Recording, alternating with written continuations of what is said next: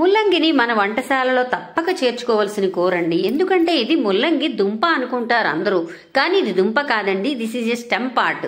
ఇది stem part కాబట్టి ఇందులో చక్రాలుగా కోసినప్పుడు చూడండి రౌండ్ రౌండ్ గా ఉంటుంది. అదే బంగాళదుంప కోసారనుకోండి పిండి పదార్థంలా వస్తుంది, చామగడ్డ గాని కంద గాని.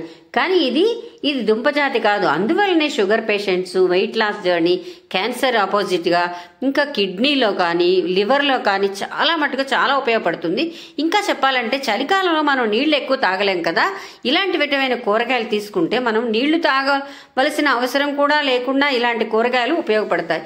ఇందులో ఏంటంటే బ్యూటీ ఏంటంటే మనకి లీవ్స్ ఉపయోగపడతాయి, దుంప కూడా ఉపయోగపడుతుంది.